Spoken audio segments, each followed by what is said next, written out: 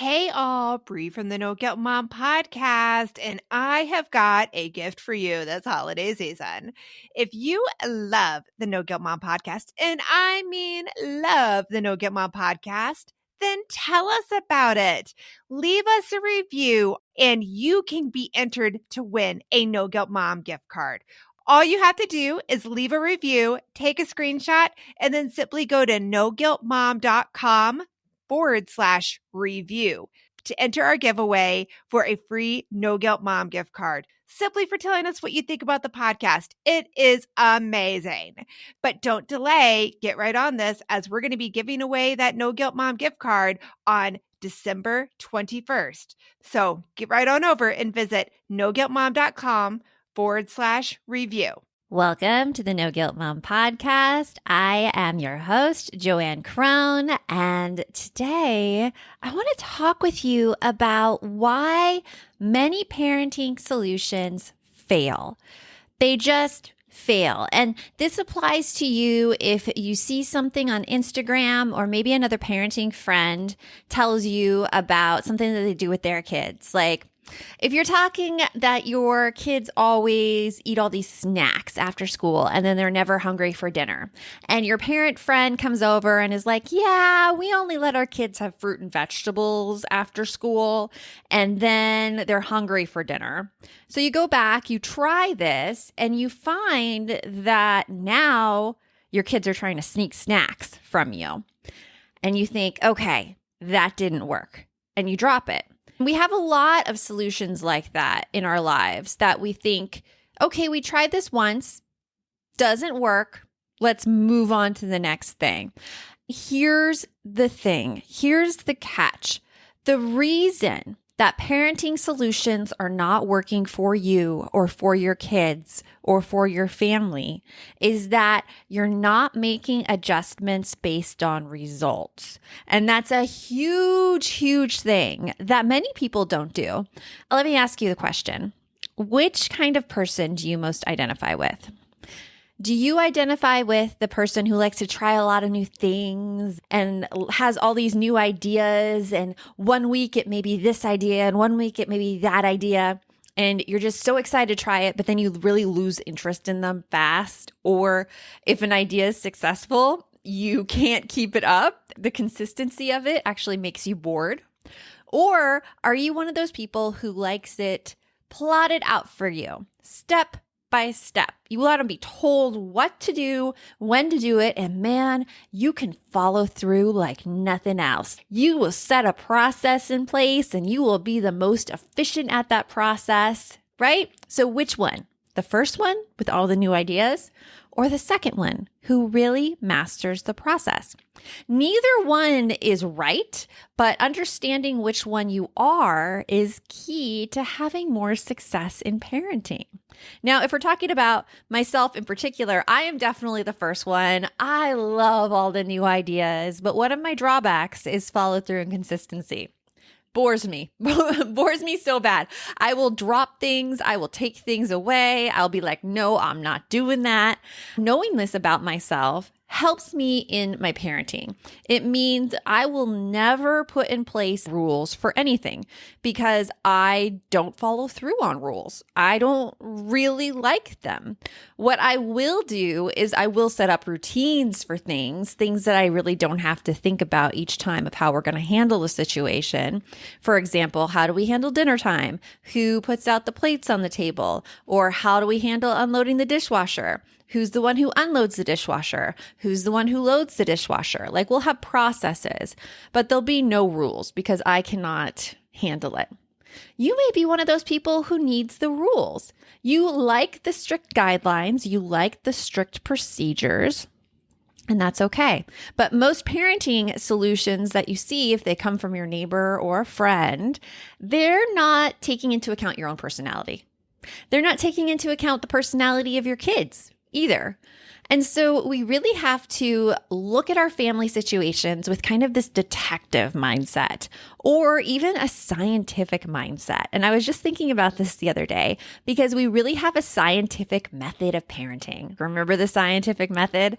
If you blocked it out from horrible memories during elementary school, I don't blame you, or like high school bio or chemistry, which chemistry was the absolute worst. But with the scientific method, we usually ask a question, do some research, find what our hypothesis is, what we think is happening, and we design an experiment to test that hypothesis.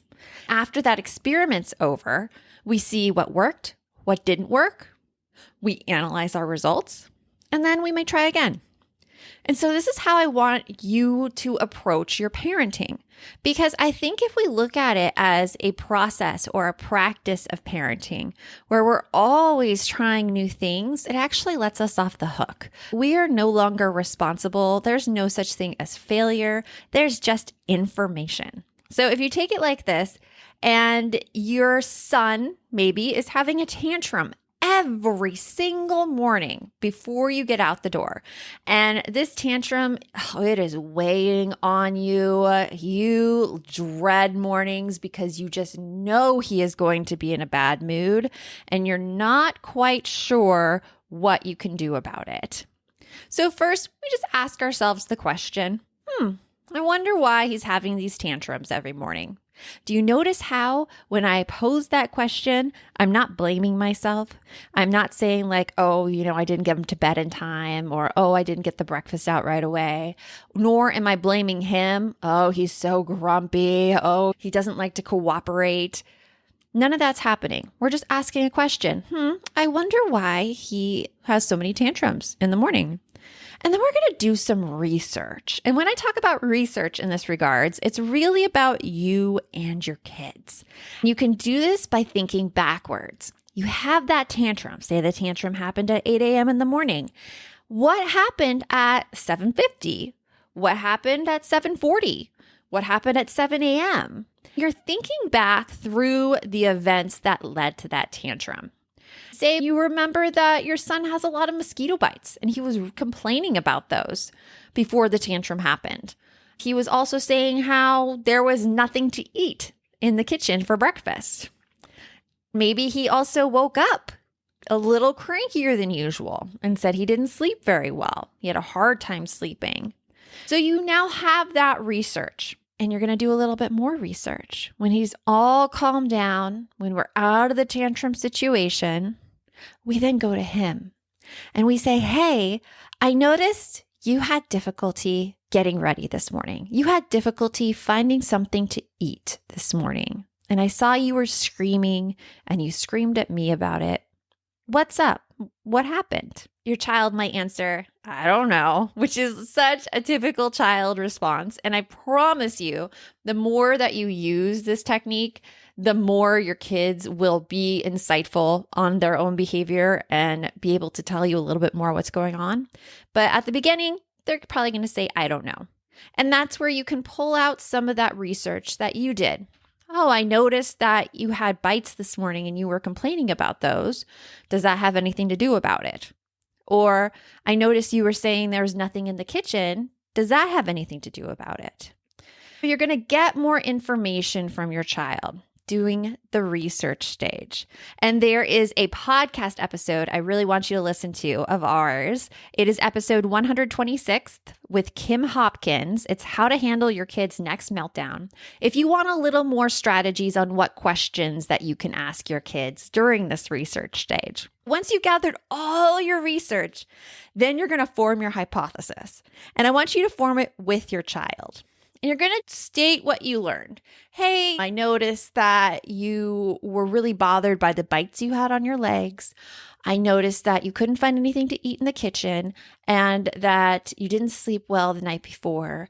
After that, you say, okay, so let's think about this. If we wanted to handle the bites, what could we do to prevent these bites from happening or to make these bites hurt less? your child will give you these ideas. Oh, we can spray them with the bite spray, or we can wash my bed sheets, or I could wear insect spray when I go to bed. Nothing is a wrong idea. With those ideas, you're going to create your experiment. You're going to pick one, and it's best if your child picks the one because they are ultimately in control of their own bodies and their behavior. So have them pick one and then try it. Be like, okay, so our plan is when you have these bites, we're just going to spray it with insect spray, with the anti-bite spray. Maybe it solves it. Maybe it doesn't. But whatever happens, you're going to have something to go on. Say it took down the itch a little bit, but it wasn't the whole problem. You go back, okay, well, we're also going to see what could we have in terms of what you could eat for breakfast, something that you can grab easily right away. They might give you an idea for something to get from the store, like having Pop-Tarts on hand. If I had a Pop-Tart in the morning, I could easily eat that. Or if I had mini bagels in the morning, I could easily eat that. And so you put those in the kitchen and then you see how it goes. These solutions, when you go through it this way, it is perfectly tailored to your family. You are taking your tendencies, your mood into account, as well as your child's tendencies and mood and what you're both capable of. This will help you not only develop a more trusting relationship between your kids, but it's also going to help them develop a more trusting relationship of knowing their own needs and being able to advocate for their own needs because they're as much a part of the solution as you are. Remember, the best mom is a happy mom. Take care of you. I'll talk to you later. Are you looking for something to listen to with your whole family? Then check out 6 Minutes, produced and created by Gen Z Media. With over 200 twisty, cliffhanger-filled episodes, 6 Minutes tells the story of 11-year-old Holiday who is pulled from the icy waters with no memory of who she is or where she came from. 3 years ago, Brinley Pasternak helped the Anders family uncover the truth about Holiday's past. Now she'll need them to help her find the truth about hers. In 6 Minutes Out of Time, the long-awaited sequel, Cyrus Anders is found unconscious near the mysterious Elixir Academy in Florida, and Brinley learns the school may have a shocking connection to her missing mother. Dive in now and get the most downloaded family audio adventure in history. Follow 6 Minutes wherever you get your podcasts. You can listen early and ad-free with the GZM family subscription.